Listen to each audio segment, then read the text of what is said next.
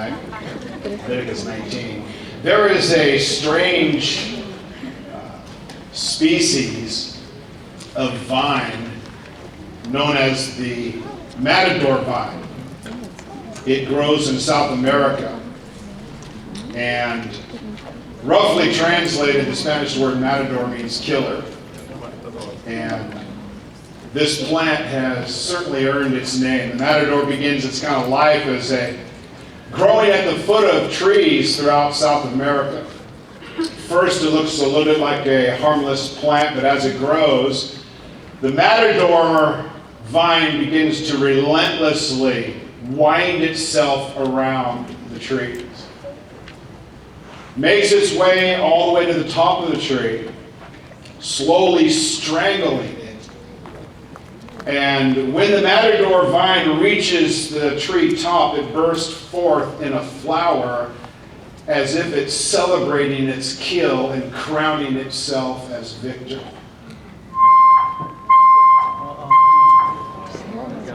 May I have your attention, please? May I have your attention, please? We'll double check that that is real or not. Nearest exit in a calm and orderly manner. Thank you. If that's your child who's pulled that the third time, you are in big trouble. Leviticus 19, verse 18. Now let us know if we're serious. And so as this matador vine, as it reaches its pinnacle, once again, it blooms into a flower at the top. But then it doesn't stop there. Its seeds begin to burst forth, and then it starts the process all over again. Foresters in South America call the matador vine the murderer. I want to make a statement to you tonight. The emotional life of God and His children, you and I, is very complex. The inner workings of God's heart, the inner working of your heart and my heart tonight is not simple. How many have figured that out? Satan is always seeking a gap to find his way in. In this case tonight, I want to minister briefly this evening on the Matador grudge. Leviticus chapter 19, verse number 18. A grudge tonight is not bitterness, it's beyond bitterness. A grudge is something you hold on to against someone who's brought an offense against your life. Grudge starts oftentimes like a small vine, and over time it grows. It wraps itself around a person until it's reached it entirely. You can often tell when a person is living their life in a state of a grudge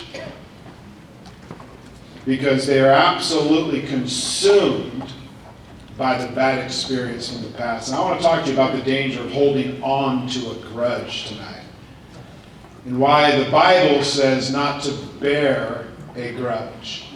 Be careful of the matador grudge. Leviticus 19, verse number 18 tonight. You shall not take vengeance nor bear any grudge against the children of your people, but you shall love your neighbor as yourself.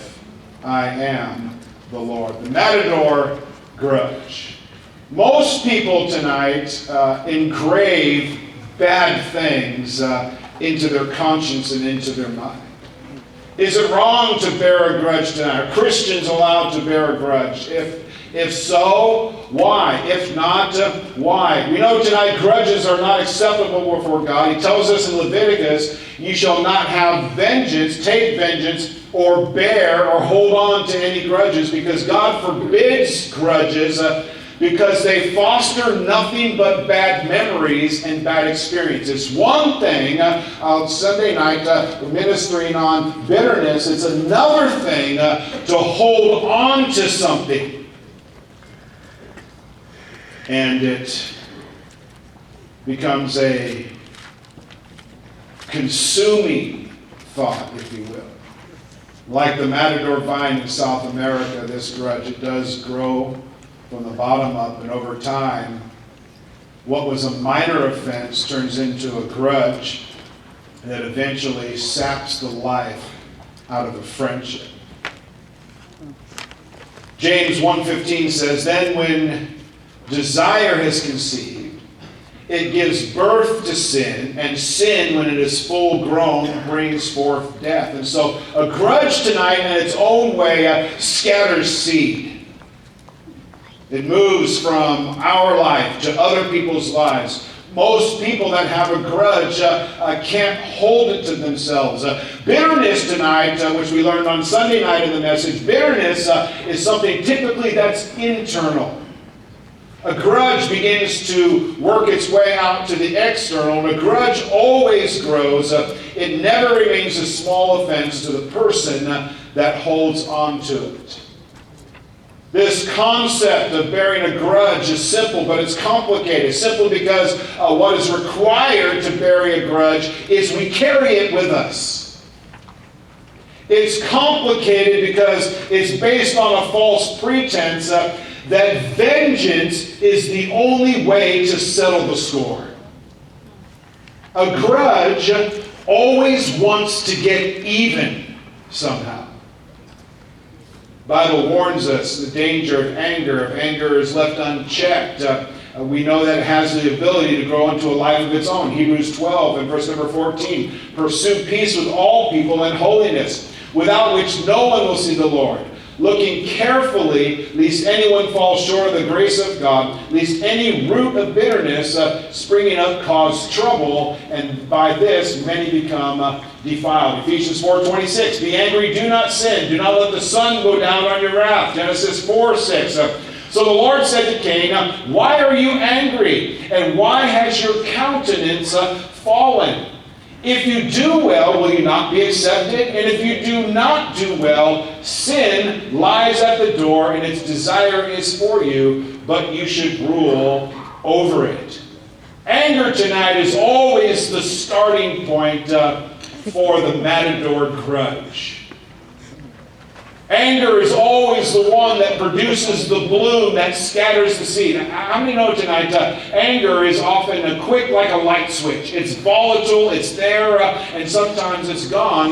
But it's a flower that blooms and scatters seeds.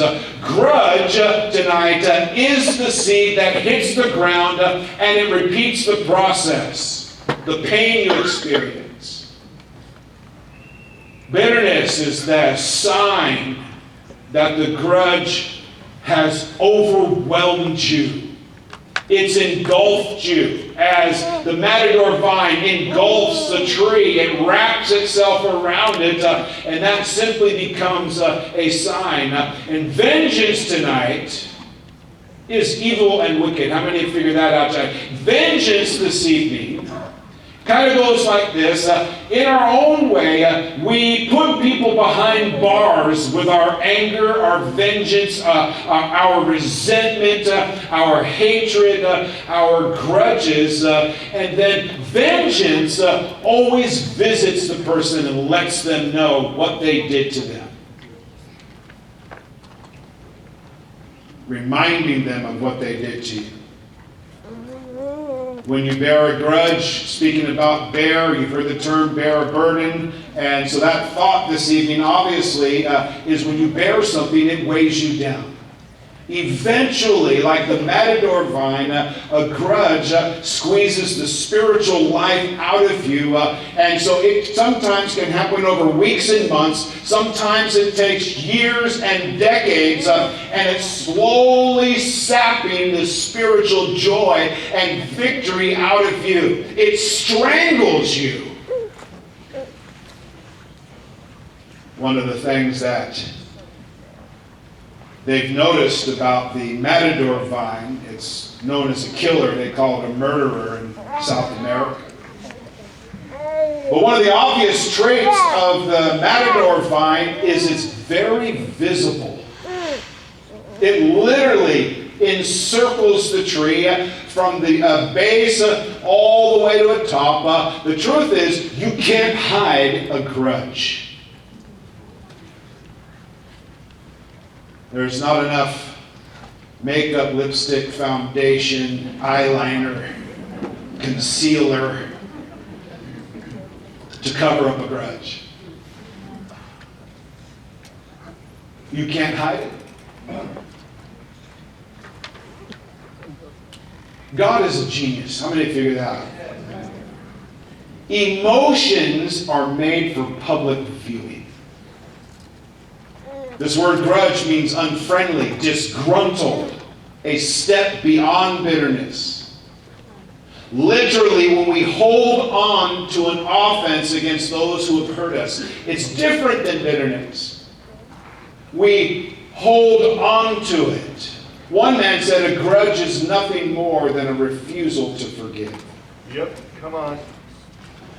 I mean, people bearing grudges, it really is obvious because they are disgruntled,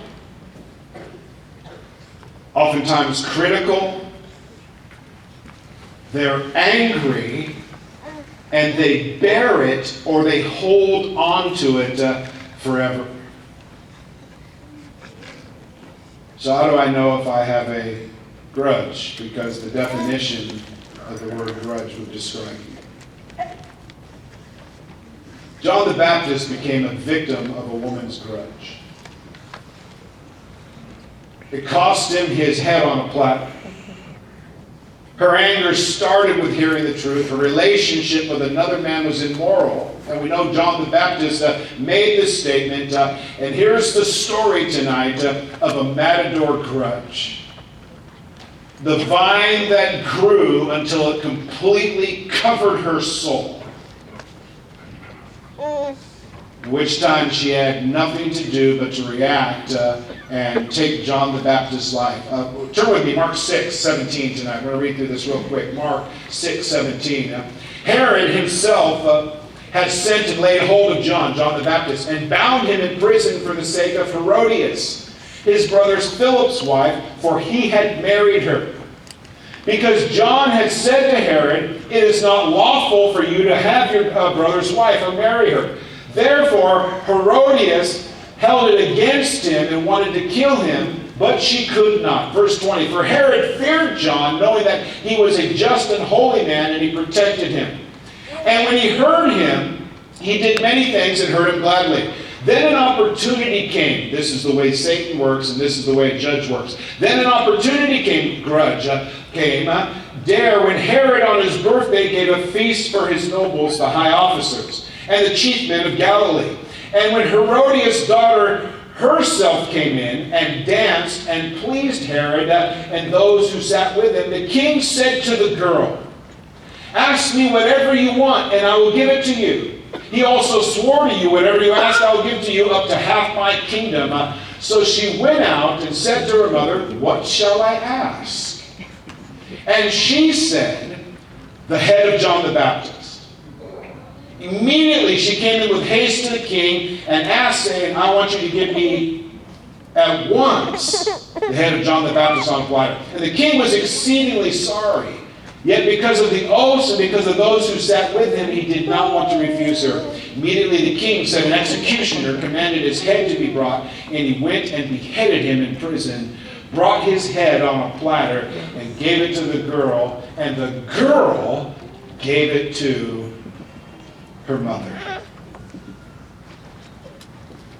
A Matador grudge. Her anger bloomed. The seeds of the anger were scattered in her heart and in her soul, and to be free, she had to kill him.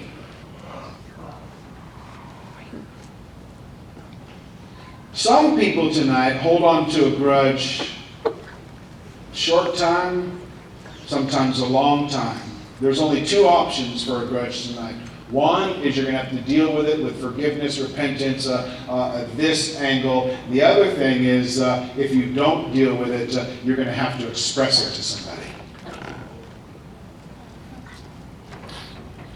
And assassinate. She killed a man because she felt she had to settle the score, kind of like the law of the street. Side note tonight, you get saved, you no longer are ruled by the law of the street.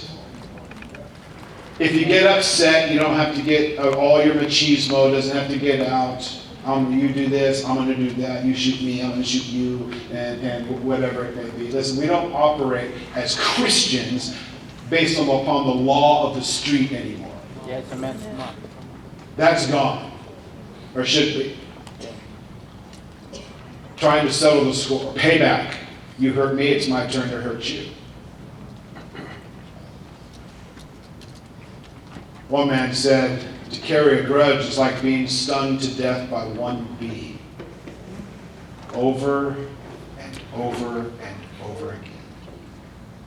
Leviticus 19:18, our text, thou shalt not bear any grudge against your own people or your neighbor, because I says so, says God. The Matador grudge kills tonight.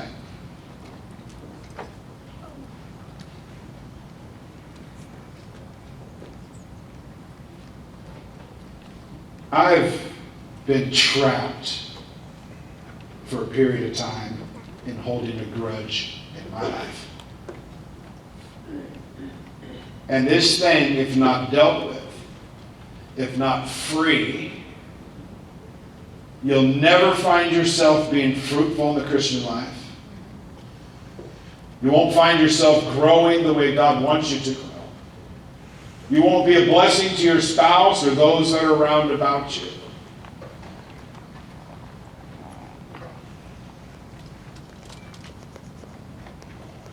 You gotta let it go. BFF gotta let it go. Church people gotta let it go. Husband and wives have to let it go. Men's Health magazine did an article on grudges, if you can imagine that. They went on to say that a person who holds a grudge becomes a prisoner of their own feelings. This is a secular magazine. Their sleep is disturbed. Their digestion is affected.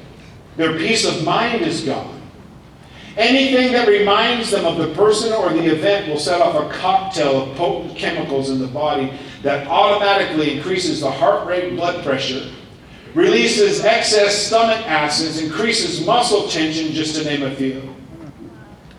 The victim, listen to this, is actually re-victimizing themselves by holding on to the grudge. Hence the term dying by a sting of a single bee. Over and over again, re-victimizing. What can be done to change the situation? As difficult and even unfair as it may seem, the only way the sufferer can experience peace again is to let go of the grudge. Amen. Come on. Sounds unfair to let the person who hurt you off the hook? Actually, and then in bold print, it is not them you are letting off the hook. True. It is you.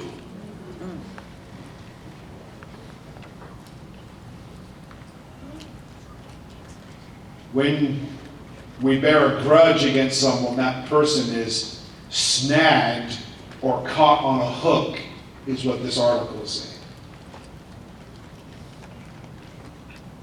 I'm preaching to friends caught on a hook. I'm preaching to marriages that are caught on a hook. Preaching to Christians that are caught on a hook. And the magazine, unbelievable. It's not them that we're letting off the hook. It's us. Ann Landers is an old writer back from Reader's Digest days. Quote from Ann Landers. She says, hanging on to a grudge is letting someone you despise live rent-free in your head.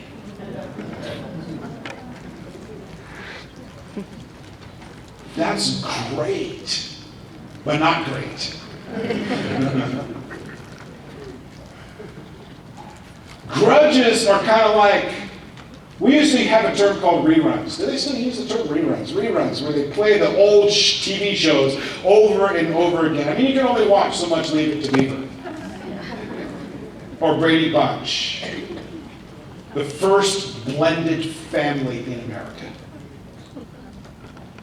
The shows from the past. Instead of it playing on a widescreen TV, it's played over and over again in our mind. People backslide because of the reruns in their minds. They can't handle it. People divorce because of the reruns from the past. People never get a second chance because of the reruns. Parents, be careful that you never play reruns when raising your kids. Stop reminding them over and over again of their bad behavior. You're going to discourage them to the point where they think they can never live up to your standards.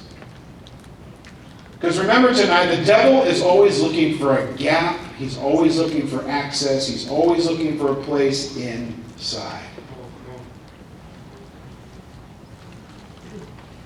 In other words, don't allow bad experiences to live rent-free in our minds. And I know it sounds really simple, but a lot of people, and in a crowd this size, there's going to be a lot of people that are going to allow bad experiences to live rent-free in their minds.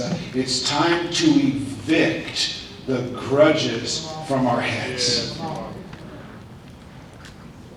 We know forgiveness is powerful. The key word there is that Spanish word poder, power. There is power when we forgive someone. I know we hear a lot of sermons on forgiveness, but there is power. It's something different. Power has the ability to reverse something. Something that has an incredible amount of inertia and momentum. It's heading in one direction, and this powerful word, forgiveness, has the ability to U-turn it right on the spot. It reverses the process of the Matador grudge.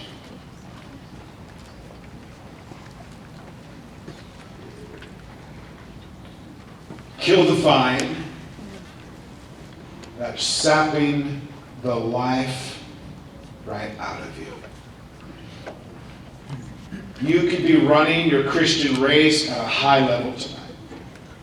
You could be running it at a moderate level, or tonight you could be barely hanging on in your Christian race because this thing is battling in your mind over and over and over again. And one of two things is always going to happen. You are either going to blow it and blow it really bad, or you're going to evict the grudge. Free myself from the hook. This killer vine that wraps around our thinking patterns, it wraps around our speech, it wraps around our heart, it wraps around our soul, and nothing helps in holding a grudge like thinking too highly of ourselves. Come on. The more exalted we are in our own eyes, the more justified we feel to hold a grudge against the person who offended us. Satan is a master manipulator. We've all figured that out. If he can succeed in making us feel that the grudge is natural or it's justified, he will have gone a long way towards his goal of finding a gap where he can drive a wedge between me and God, you and your wife, you and your best friend, you and your congregation. So we're going to pray in just a moment. We're going to evict the grudge out of our head and no longer give it free rent. There's a lady by the name of Carolyn Miss. She wrote a lot in regards to this subject, and I want you to listen to this. She said the act of forgiveness is the act of returning to present time.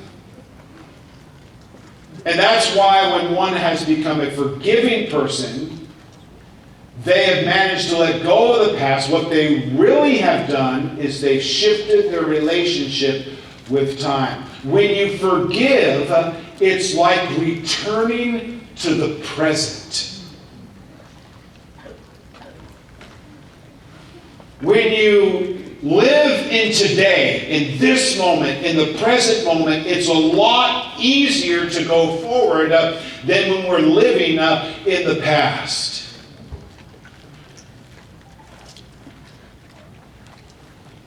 So when I forgive, power comes in, gives me this ability to get free from the past and live today in this moment in the present.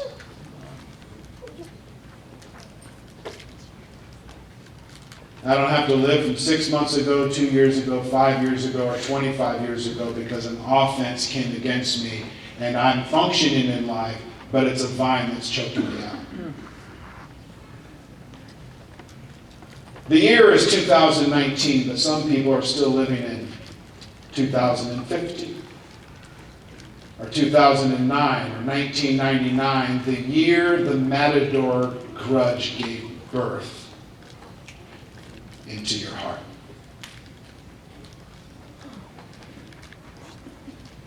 It is a gripping spirit.